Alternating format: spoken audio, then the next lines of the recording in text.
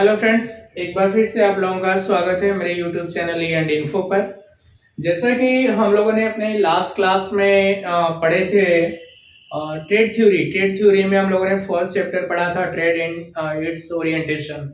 तो हम लोग अपने इलेक्ट्रॉनिक मैकेनिक ट्रेड के बारे में एनएसक्यूएफ लेवल 5 के बारे में जाने थे कि हम लोगों का जो ये ब्रांच है ट्रेड आईटीआई का एनएसक्यूएफ लेवल 5 क्या होता है और वो हमारे कोर्स के लिए क्यों है, हमारा ट्रेड क्या है और हमारे ट्रेड की उपयोगिता क्या है।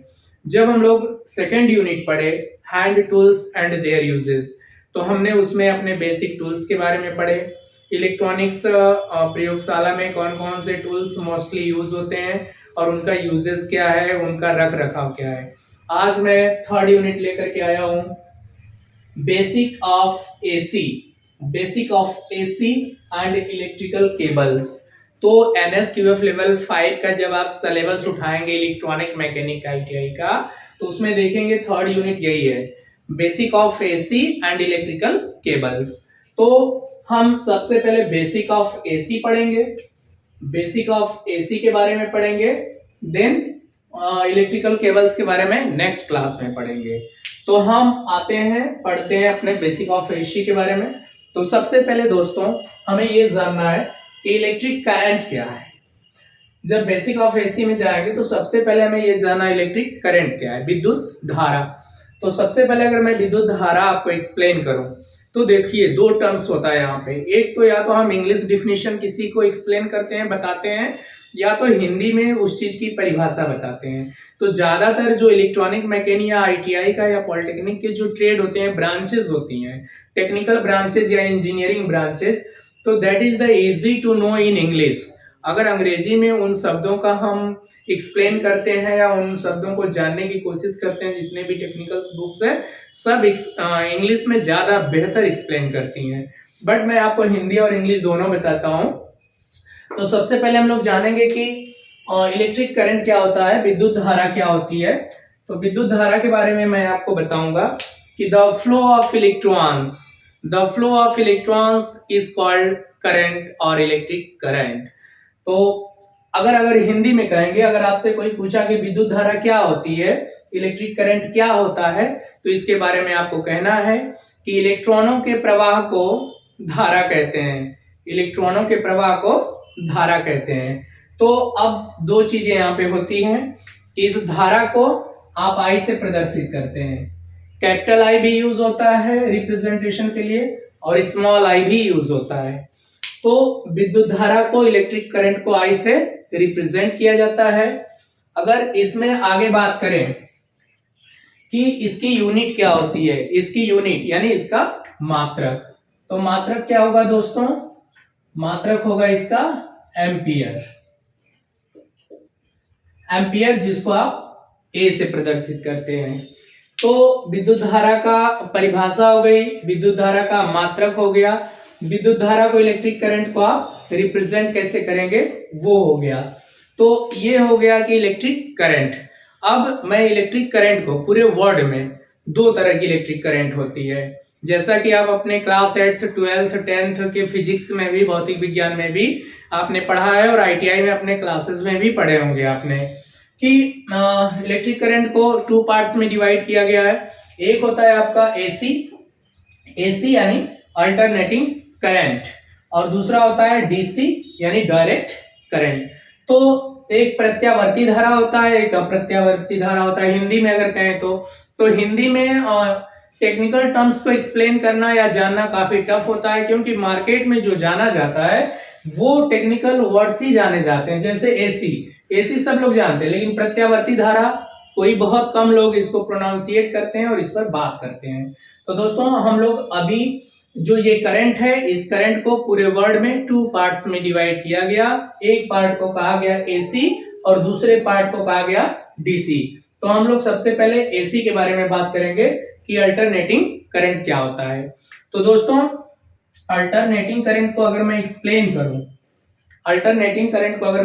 करूं, अगर ये पॉइंट 0 है और ये आपका मैग्नीट्यूड है, ये मैग्नीट्यूड है, जो वर्टिकल लाइन है जिसको आप ऊर्ध्वाधर लाइन कहते हैं, अगर ये मैग्नीट्यूड है यानी कि मान, और ये अगर आपका टाइम है, टाइम यानी समय, तो हम ये कहते हैं कि वह धारा जिसका मान टाइम के साथ चेंज होते रहता है, that is called AC current.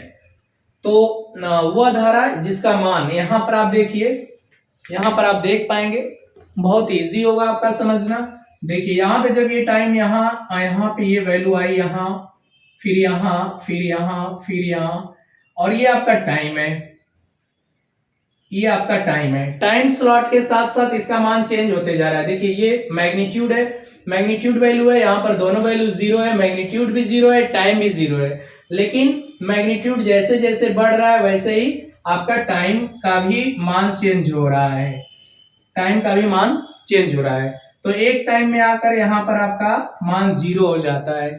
तो समय के साथ जो धारा का मान परिवर्तित होता है उसे हम अल्टरनेटिंग करंट कहते हैं। इसकी फ्रीक्वेंसी, अल्टरनेटिंग करंट की जो फ्रीक्वेंसी होती है वो 50 हर्ट्ज होती है। तो अब हम आपको बात करेंगे डीसी की। मैंने बोला ना दो करंट होती है, तो अब डीसी करंट की बात करेंगे। तो डीसी करंट क्या है? Direct current. डायरेक्ट करंट की परिभाषा और मैं आपको ग्राफ के रूप में भी बताऊंगा। मैं यहीं पर दिखा दे रहा हूं आपको।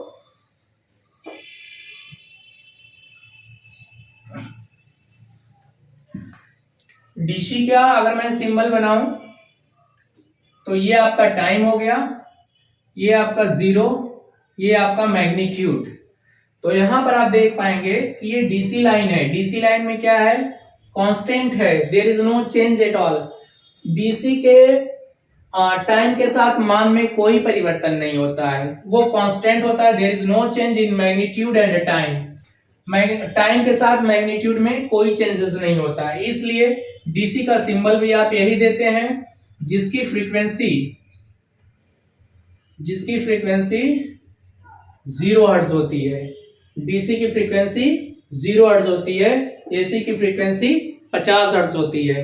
अब हम ये दोनों का सिंबल है, अगर डीसी का सिंबल, अगर हम सिंबल की बात करें,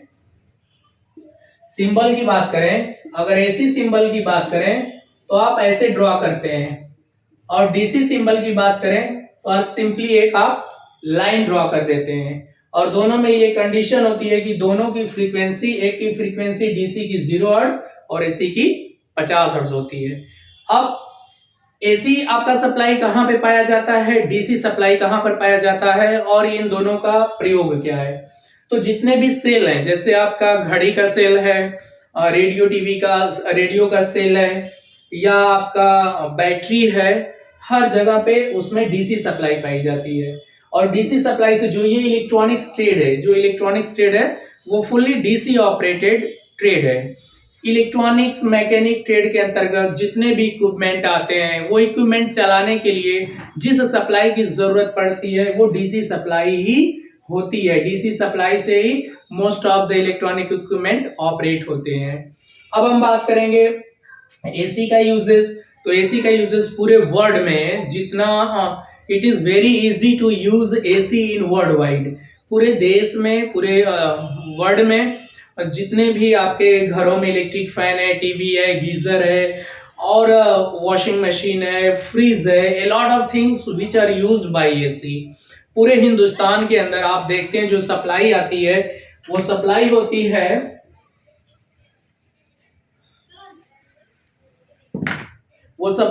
है 250 हर्ट्ज, सॉरी,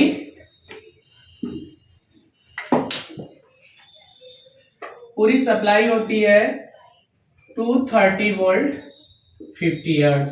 ये जो मैं लिखा हूं 250 वोल्ट 50 हर्ट्ज, ये सिंगल फेज सप्लाई की बात कर रहा हूं मैं। अगर मैं थ्री फेज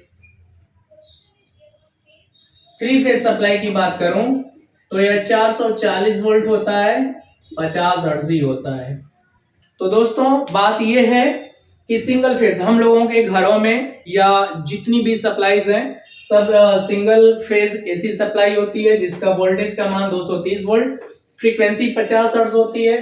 थ्री फेज में सप्लाई में 440 वोल्ट वोल्टेज होता है और फ्रीक्वेंसी 50 हर्ट्ज होती है। फ्रीक्वेंसी दोनों ही कंडीशन में 50 हर्ट्ज है, चाहे आपकी सिंगल फेज सप्लाई है चाहे 3 फेज सप्लाई है।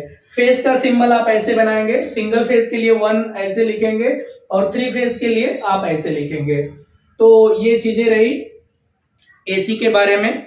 और आपका एसी को आप घरों में इन्वर्टर यूज होता है तो बैटरी में डीसी होता है, जो सप्लाई आती है एसी और वो आपकी बैटरी स्टोर करती है डीसी फॉर्म में। एसी टू डीसी कन्वर्टर होता है जो बैटरी में स्टोर करता है डीसी सप्लाई को। जब आपका पावर चला जाता है तो वही डीसी सप्लाई जो आपकी बैटरी में डीसी के रूप में स्टोर है, फिर डीसी टू एसी कन्वर्टर द्वारा डीसी से यानी उस बैटरी से फिर से एसी बना दिया जाता है, जिससे कि आप फ्रीज, आपके कूलर, आपके फैन ये सब चलते हैं। तो दोस्तों ये थोड़ा सा बेसिक कंसेप्ट था, बेसिक कंसेप्ट ऑफ करंट या बेसिक कंसेप्ट ऑफ एसी कह लीजिए। फिर करंट कितने प्रकार के होते हैं, डीसी की करंट कैसे दिखती है, डायरेक्ट करंट कैसी दिखती है, एसी करंट कैसी दिखती है, डायरेक्ट करंट का कैसे आप उसका डायरेक्ट करंट को आप कैसे प्रदर्शित करते हैं। कोई भी करंट हो आप उसको एम्पियर, मिली एम्पियर में ही प्रदर्शित करेंगे। कोई भी वोल्टेज हो, सॉरी वोल्टेज की मैं अभी बात नहीं करूंगा। और कैसे प्रदर्शित करते हैं, मात्रक क्या होता है, ग्राफिकल सिंबल क्या है एसी का, ग्राफिकल सिंबल क्या है डीसी का, सब मैंने एक्सप्लेन किया। एसी को कहां कहां पर यूज करते हैं, डीसी को कहां कहां पर यूज करते हैं, एसी कहां मिलती है, डीसी कहां मिलती है, इन दोनों में कंपैरिजन भी मैंने आपको बताया। तो दोस्तों अगली क्लास में, जैसे अभी मैंने एसी आपको कंप्लीट कर दिया, इसके में अगर आपको कोई भी डाउट है तो मुझे कमेंट बॉक्स में आप क्वेश्चन कर सकते हैं, मैं वहां पे रिप्लाई करूंगा। नेक्स्ट क्लास में मैं आपको इलेक्ट्रिकल केबल्स, तो इलेक्ट्रिकल केबल्स के बारे में मैं अगली क्लास में आपको बताऊंगा। Wish you all the best, thank you.